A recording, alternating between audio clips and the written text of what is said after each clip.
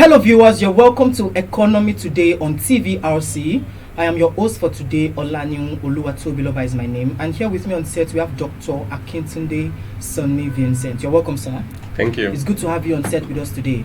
We're going to be talking about demography and the economy, the diverse impact of increased population growth on Nigerian economic development. And to get started, I would like to ask, Doctor, please, can you kindly establish a relationship between increased population growth and, economic development? Well, I will want to use a sword, like I want to use a stone to kill two. I mean, a stone to kill two birds. Now, under a sane leadership, economic growth. I mean, population, a humongous population, huge amount of population, large amount of population, large population should amount to a lovely, a prosperous economic growth. That's under a sane leadership. But under a selfish leadership, then it's always a bane. It's always more or less like, let me use the word a curse. Because the population will eventually overwhelm the substantial, the little economy that is available for the populace. But like I said, if we are to look at the relationship, the huge economic growth should be, should be a blessing. Okay. Should be a kind of a yardstick and a prerequisite for economic growth. Ideally, under a sane leadership. Wow. Okay, so Doctor, I want you to kindly, state out some impacts of increased population growth on an economy, and I want you to use Nigerian economy as a case study. For instance, take a look at it. Some people believe that our economic growth, that we are growing on the percentage of 4.6%. Okay. That is insignificant, and that is nothing to write home about, because we are talking about the economy of a country, not the economy of a state. Okay. If you are doing a kind of comparison, then when you're talking about maybe some states, then you can make allusion to that, based on 4.6%. Okay, but when you look at, we are supposed to be talking about, when we are making comparison, it's supposed to be between developed nations, not just a seemingly looking miniature, a state, a mini enclave called state. No.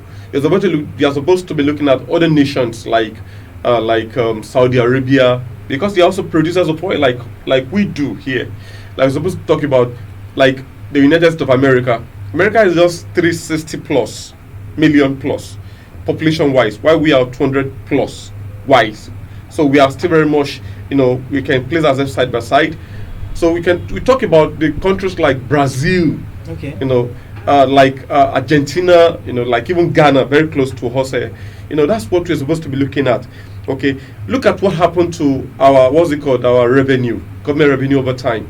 Usually, 2 years ago, we used to be $500 billion dollars revenue, but currently we are running not, something around 200 plus, revenue, which is quite, which is very terrible, which is quite abysmal for our growth.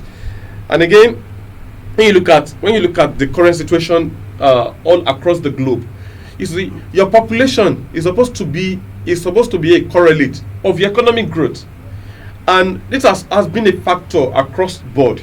For example, when you look at the South America, the leading economy in that region is Brazil. Okay. In the South America, when you come to the North America, and Brazil happens to be one of the largest population in that region. Come to South America, come to North America, it is the United States of America. And they are the leading population wise. They are leading in that regard. When you go to the East Russia, when you go to the Eastern Europe, then you're talking about Russia. They are also the leading figure in that particular region. Then come to the western part of Europe. The leading in that is Germany. And they are also leading population wise. But now when you come to Nigeria, we are the largest population wise in Africa. In Africa. Yes. But we are not even in number 2. We are not number 3. We used to be number 4. When it comes to the economy, but currently we are number 5. Why are we so different? I just made allusion to some other areas. Brazil in South America, they are the population-wise, they are number one there. And look at their economy; they are the leading economy.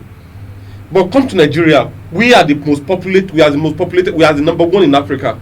Population-wise, we are, like I said, we are not in number two. We are not in number three. We used to be number four. But we are out of number four now. We are struggling now, to maintain that number four spot. But now we are still we are in between 4 and 5. So, like I said, it's a very terrible situation. On a good day, your population is supposed to be your strength, considering the labor force. But look at despite our population, look at unemployment rate, look at our production rate, 0. Look at the poverty index. So many are languishing in what I call monumental poverty, wallowing in poverty. People cannot even feed. Look at our per capita per income. Usually it used to be $3,000, but now it's not. I don't even know if it's up to $1,000. Look at our currency. So many issues, so many factors amount to this particular situation. But like I said, the population growth is supposed to be a blessing, or it's supposed to be a correlate of the economic growth. But why ours is different, till date is still begging the question. But to me, my personal opinion, I think they are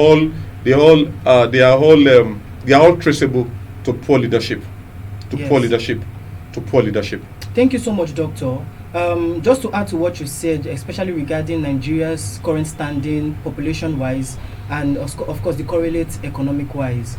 There have been projections that, looking at Nigeria's current population as it stands right now, there have been projections that by 2050, Nigeria's population is going to border on 377 million people in Nigeria, if not bordering on 400 million by 2050. That's correct. By 2050. And with this steady gradual increase in Nigeria's population, do you think that certain population control policies will be enacted, will be developed to be able to address this burden issue? Well, like I said, take for instance China. Take a look at Indonesia. Look at India. Like I said, population should not. There's what we call the mortality rate, and there's what we call the birth rate, the death rate, and everything. Yes. All the rate. Like I said, for the opting time, having a larger population should not be something that we should get ourselves worried about. If we are ready to take the bull by the horn, it's supposed to be a blessing, not the other way around. So, like I said, if we are to look at it vividly, we are looking at what's it called, the population size that should be a kind of should that be a burden? It shouldn't be a burden. It shouldn't be a burden. Instead, we should not get ourselves worried about it. Instead, we should prepare ahead. Look at Indonesia today. Look at China today. They are able to make do with their population, and there's a level you are going to get to. There's an elasticity. Are we up to China? No. Are we up to Indonesia? No. Are we up to Are we up to US? No. There's an elasticity. There's a level we are going to get to that we have to start talking about birth control. Of course, if you're talking about birth control, it's still all good. But like I said at the moment, we should worry about leadership instead of looking at birth control policies. I see. Okay then, Doctor, just to finalize this session, how do you think Nigeria can adequately harness its population for good economic development? Well, like I said, if you look at what the result today, 2 years ago, if people talked about policies, policy is not a rocket science. It has to be done. It has to be done gradually. It's a gradual process. Okay. So, it has to be something that you don't jump. Like, who announces that subsidy is gone on the day one in office? Policy is something you must have looked at over and over again. A long time, yes. No, you must have seen the in and out of the policy before you eventually pronounced it to the general populace. But you announce on the one that subsidy is gone. So, policy is part of. When you have a terrible policies, definitely, even if you have a large amount of population, it will amount to nothing, and your economic growth will definitely suffer a backlash. So, like I said, very wonderful policy formulation. We help the population to thrive, and that at the end of it, you see the result playing out. And again, we are looking at what we can do, how we can harness the population to drive economic growth. And again, we have to make sure that we create an enabling environment, a lovely opportunity for people to work with. Okay, we have to create an environment where they will thrive, environment where they, where people can produce, where they can, and if we're able to do that, we will boost the revenue. I want the revenue when we have a stable. The coffers of the federation.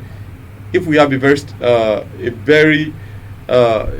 sustainable amount of money in our coffers, definitely that will amount to the growth of our economy. And again, like I said, we have to make sure production is seen at the forefront. Then not just production alone. We have to make sure that, as somebody mentioned, with employment, employment, people must be engaged. When people are engaged, that's when we are able to, do something substantial. Wow, thank you so much, Doctor. Thank you very much, Doctor. There you have it, viewers, on Economy Today on TVRC. We've been able to talk about how, the interwovenness of increased population growth on. Sorry, quickly, let me add up this before we go. Okay. See, devaluation of currency. When you devalue the currency, this part of what we also witness. Okay, it will amount. No matter your success, your whatever you are doing, will definitely look as if be like an illusion. I mean, will look as if it's not, that you are not getting the ripple effect. You are not getting the effect of what you are putting in place. So people who have tried it over time, they are still crying foul. Like Russia did it at the point in time during in the early the 80s and 90s. They noticed that that they devalued the currency, and the currency was becoming a kind of a mayhem to them, creating a problem. And Putin came in, and they had to put a whole horn into that. And again, Germany tried it at the point in time. Okay. So when Germany, after the World War, when Germany, stopped, they had to even stop their currency totally. They printed a new form of currency, and that's when they're able to pick themselves up together again to rise, and that's how they're able to rise against the horde. So devaluation of currency, I don't know whoever is advising Nigeria to devalue a currency. I don't think they mean well for this country.